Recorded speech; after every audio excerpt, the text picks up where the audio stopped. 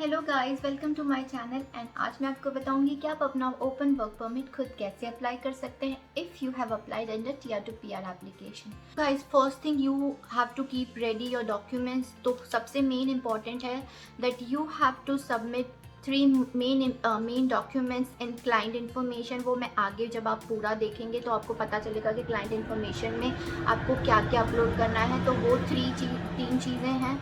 First is you have to submit your work permit. Second, जो आपको email आया था टीआर टू पीआर एप्लीकेशन करने के टाइम पे, that is a automated email generated by an RCC, वो आपको ईमेल देना है उनको।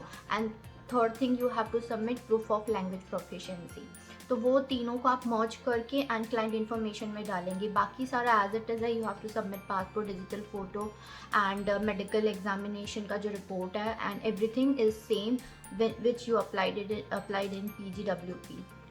Okay, so let's begin. आप देख सकते हैं कि हम कैसे क्या पूरी प्रोसीजर है। मैंने उसमें ये भी बताया है कि आप IIMM 5710 फॉर्म कैसे भर सकते हैं, तो वो पूरा डिटेल में देखिए। Okay, let's start. Guys, सबसे पहले जाइए apply to come to Canada and after selecting that go into visitor visa, study or work permit.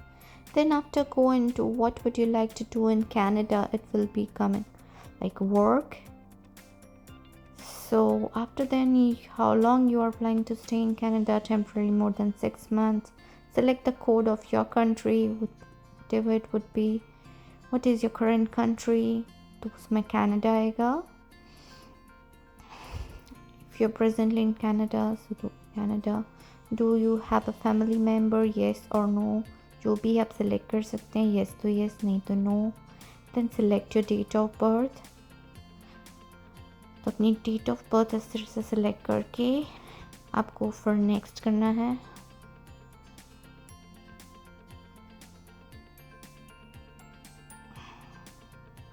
Then click on next. Then are you a lawful permanent resident of the United States? So I will say no. अगर आप yes हैं तो yes कर सकते हैं, depends on you.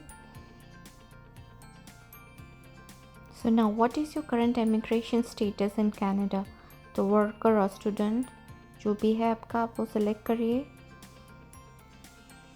Then after in this portion we will say yes because I am applying for an open work permit under an active public policy or pilot program. TR to PR pathway is an active public policy. तो उसके under हम open work permit apply कर रहे हैं. So we will say yes. Are you a spouse, common law partners, whatever it's your situation, you can say yes or no. तो I will select no. Then are you a spouse, a common law partner, dependent child, or person of foreign government, whatever is your situation. If you say yes, yes, otherwise I will select no. What is your marital status? तो जो भी आपका marital status है आप select कर सकते हैं. Then what is your province of destination? आप जो province में रहते हैं या जहाँ रहना चाहते हैं वो आप select करेंगे. I will say Ontario. Then after ये portion आएगा that whether you want TRV or open work permit. तो हम open work permit apply कर रहे हैं. So we can do continue on open work permit. Then continue. Are you accompanying a family member? Say no. अगर आपकी situation में yes है तो आप कर सकते हैं. When does your status in Canada expires? इसमें आपकी जो भी एक्सपायरी डेट है, जो आपका अभी वैलिड स्टेटस है, उसकी एक्सपायरी डेट आपको सिलेक्ट करनी है. आपका वर्क परमिट कब एक्सपायर हो रहा है. जैसे IRCC ने बोला you have to apply for an extension of work permit before 4 months.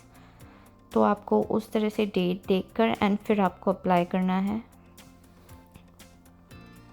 So make sure it should be before 4 months you have to apply.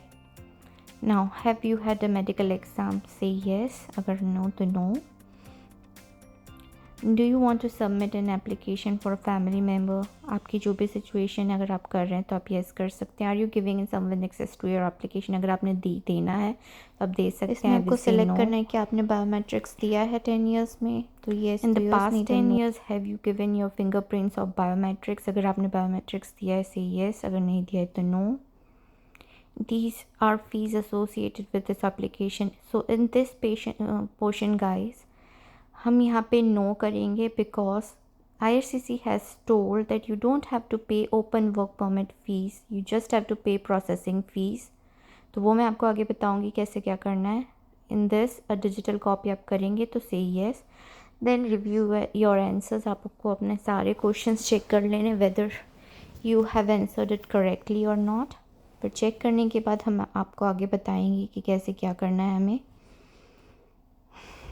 सो जैसे मैंने बोला, मैंने वो सिलेक्ट किया. No, I am exempt from paying fees for this application because जो भी हम fees पे करेंगे वो प्रोसेसिंग फ़ीस होगी. हमें $100 ओपन वर्क परमिट की फ़ीस नहीं पे करनी है. हमें सिर्फ प्रोसेसिंग फ़ी $155 पे करके और वही आपको रिसीट सबमिट करनी है इन्हें. मैं आगे बताती हूँ. So this is all. When we have submitted हमें क्या करना है आगे. Now we are in a portion जहाँ पे हमें डॉक्यूमेंट सबमिट करने हैं. So first we have to submit IMM 5710 form. वो मैं आपको आगे बताऊँगी कि आपको कैसे फिलअप करना है. And now we have to submit our passport and proof of fee exemption. तो मैंने जिससे बोला we don't have to pay we don't have to pay open work permit fees, we have to pay processing fees. सो वो $155 जो हम receipt से पे करेंगे, मैं आगे बताऊंगी कि हम अपनी फ़ीस कैसे पे करेंगे. उसकी जो रिसीप्ट होगी वो हमें यहाँ अपलोड करनी है कि yes we have paid $155 of processing fees and वो आपको यहाँ पे अपलोड करनी है इस वाले सेक्शन में.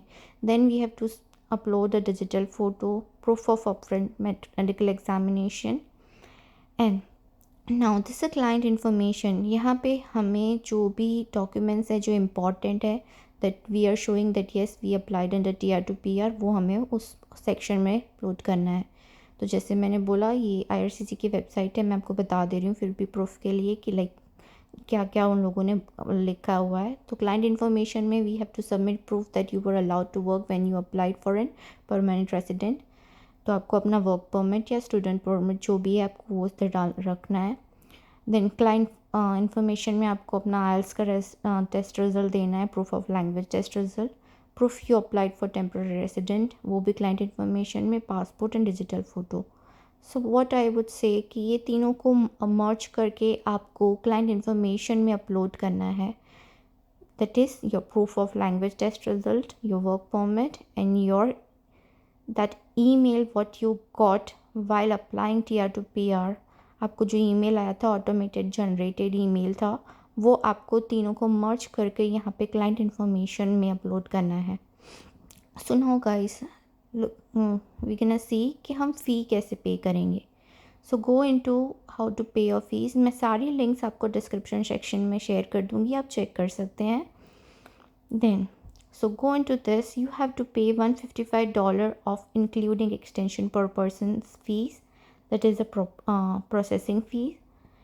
So open work permit holder वो फीस आपको नहीं पे करनी है और कोई भी फ़ीस आपको पे नहीं करनी, सिर्फ $155 पे करनी है. तो वो पर पर्सन के अकॉर्डिंग अगर आप फैमिली के साथ रख रहे हैं तो वो उस तरह से इंक्लूड करके आप लिख सकते हैं. And then you have to go down and you have to submit.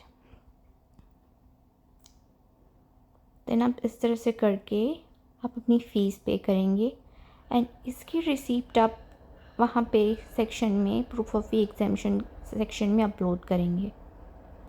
So like this you have to do it. It's easy, ज़्यादा डिफ़िकल्ट नहीं है, बहुत शांति से सब कुछ देख के करना है. Thank you so much. अगर आपको मेरा ये ब्लॉग अच्छा लगा हो and it is helpful to you all guys, please like it, share it and subscribe it.